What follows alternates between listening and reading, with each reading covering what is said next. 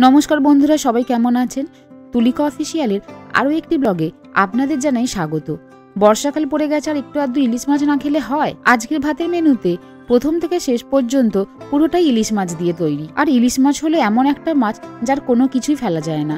হ্যাঁ, মুড়ো থেকে লেজ পর্যন্ত সবকিছুতেই কিছু না কিছু রেসিপি তৈরি হয়ে যায়। এর মানে হলো ইলিশ মাছটা একটু গাঁটটা গোট্টা হবে, লম্বা ধরনের নয়। এই গাঁটটা গোট্টা ইলিশ মাছগুলো খেতে কিন্তু অন্যান্য মাছের থেকে একটু বেশিই টেস্ট হয়।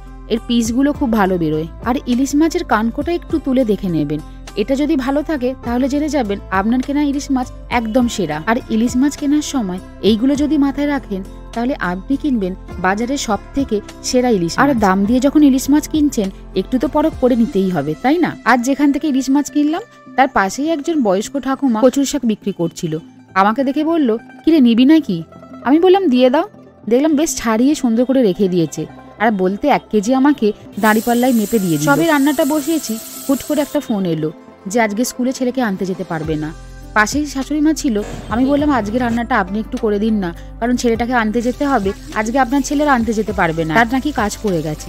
এইরকম মাঝে মধ্যেই হয়, কি আর করা যাবে, যেরকম পরিস্থিতি সেই অনুযায়ী কাজ করে নিতে হবে, তাই না? তবে আজকে আমার ছেলের স্কুল অনেকটা দেরিতে ছুটি হবে, তাই একটু দেরি করে গেলেও কোনো অসুবিধা নেই। আমি যতক্ষণ রেডি হচ্ছি ততক্ষণ যদি আপনার কিছু দরকার পড়ে বলবেন, আমি আপনাকে হেল্প করে দেবো। তবে উনি এক কথায় রাজি হয়ে গেলেন আর বললেন ইলিশ মাছ তো খুব একটা বেশি দেরি হবে না, এক্ষুনি হয়ে যাবে, দাও আমি করে দিই। ইলিশ মাছের যে কোনো রেসিপি, সর্ষে বাটা দিয়ে ইলিশ মাছের ঝাল হোক বা আলু বেগুন দিয়ে ইলিশ মাছের ঝোল, কচু শাক, যে কোনো কিছুই উনি খুব ভালোই রান্না করতে পারেন। আমার খুব ভালো লাগে। আজকে সেরকম কিছু নয়, আলু বেগুন দিয়ে পাতলা করে ইলিশ মাছের ঝোল হবে। এখানে বেগুনগুলো ভাজার পর ওতে ইলিশ মাছের ভাজার যে তেলটা ছিল সেটা একটু দিয়ে দিলেন, আর ওতে ভেজে রাখা আলু দিয়ে খুব ভালো করে মিশিয়ে একটা পেস্ট দিয়ে দিলেন। এই পেস্টের মধ্যে আছে হলুদ গুঁড়ো, লঙ্কা গুঁড়ো, আদা বাটা আর সামান্য জিরে গুঁড়ো। তারপর ভালো করে কষিয়ে ওর মধ্যে অনেকটা জল দিয়ে দিলেন। ঝোল হবে তো, সবাই মিলে খাবে। জল দিতেই কড়াটা খুব ভারী হয়ে গেছে, উনি কিছুতেই সরাতে পারছিলেন না। আমায় ডাকলেন, আমি এসে ওটা সরিয়ে দিলাম।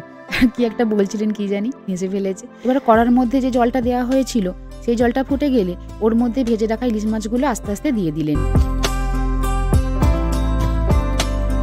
এবার যতক্ষণ ওদিকে ইলিশ মাছের ঝোলটা হচ্ছে ততক্ষণ এদিকে উনি কচু শাকটা করে নিলেন।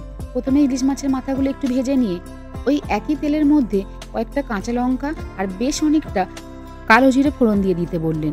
আমি এগুলো ফোড়ন দিয়ে এবার বেরিয়ে যাচ্ছিলাম। আর একটু আদাও দিয়ে দিতে বললেন এইগুলো দিয়েই নাকি কচু শাকের টেস্টটা হবে। তাই বেশি করে একটু কালো জিরে আর আদা দিয়ে খুব ভালো করে মেশাবার পর অল্প একটু হলুদ গুঁড়ো, বেশ খানিকটা চিনি দিয়ে ভালো করে কষিয়ে নিলেন। আর এতে সামান্য দিয়ে দেওয়া হলো জিরে গুঁড়ো। এরপরে এর মধ্যে সেদ্ধ করে রাখা কচু শাকগুলো দিয়ে খুব ভালো করে মিশিয়ে নিতে হবে।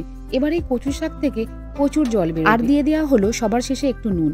এবার হচ্ছে এটা নাড়ার পালা।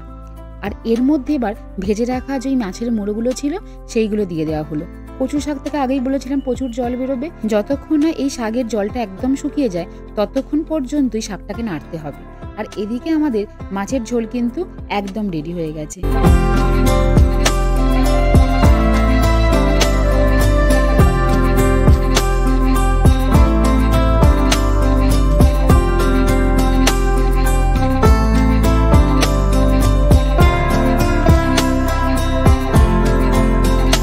মোটামুটি 15 থেকে 20 মিনিট নাড়ার পর কচু শাকটা একদম রেডি হয়ে গেছে।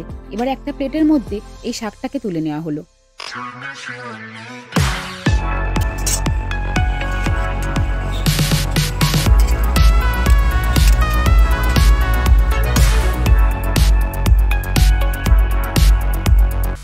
এখন দুপুর 2টো বেজে গেছে আর ছেলেকে নিয়েও স্কুল থেকে চলে এসেছি। এবার দুপুরের খাবারটা বেড়ে ওদেরকে একটু খেতে দিয়ে দিই।